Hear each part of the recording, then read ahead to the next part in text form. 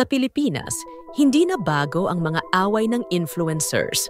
Pero iba ang init kapag ang nagbanggaan ay ang dalawang kontrobersyal na pangalan. Makagago, ang hari ng exposed videos. At Norman Mangusin, mas kilala bilang Francis Leo Marcos, ang taong sumikat sa Bigay-Bigay Challenge at sumabit sa sari-saring kaso. Pero ngayong 2025, muling sumabog ang tensyon. Ano nga ba ang pinagmulan ng kanilang bagong alitan? I can tell we need to talk about things. The cold truth. Nagsimula ang sigalot nang gumawa si Makagago ng panibagong investigative vlog tungkol kay Norman. Ano ba ang pakay natin dito? Idiretso ka sa hoyo! Oo! Sa video, diretsa nitong sinabi na hindi pa rin malinaw ang legal status ni Norman, na kesyo, may pending issues, may mga kwento raw na hindi tugma, at may mga biktimang hindi pa nakakatanggap ng hustisya. Gatas! Nagatas! Siyempre, hindi nagpaawat si Norman.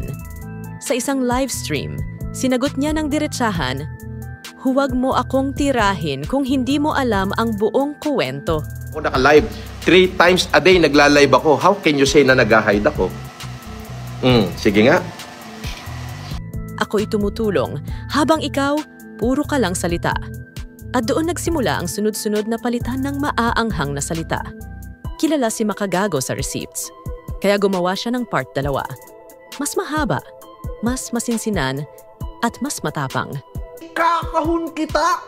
Oo!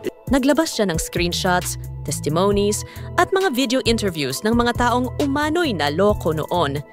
Pero hindi nagpatalo si Norman. Naglabas din siya ng sariling counter video. Ipinakita ang mga resibo ng mga donation, ang mga taong natulungan niya at sinabing, "Kung magnanakaw ako, bakit ako nandito pa rin?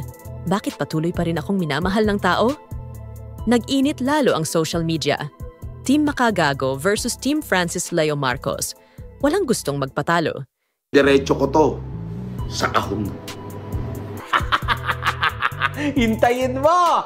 Dito na pumasok ang ibang influencers. May mga kumampi kay Makagago.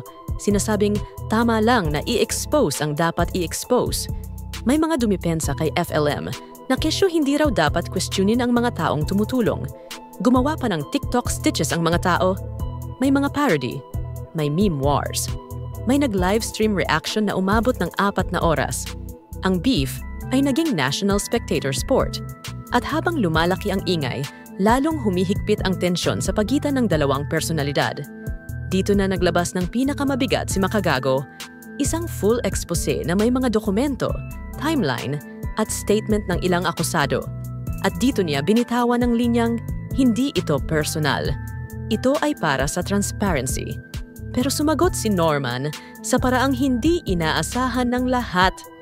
Isang emosyonal na live stream kung saan sinabi niyang hindi niya deserve ang patuloy na panghuhusga, na marami siyang pinagdadaanan sa likod ng kamera at na hindi raw niya intensyon na saktan ng kahit sino man. Ang mga taga-suporta, hati. Ang mga bashers, mas dumami. Ang usapan, lalo pang lumaki. Sa huli, sino nga ba ang tama? Si Makagago ba na naniniwalang ang katotohanan ay dapat laging ilabas? O si Norman na nagsasabing hindi nakikita ng tao ang buong sakripisyo niya? Hanggang ngayon, patuloy pa ring naglalabas ng updates ang dalawang kampo.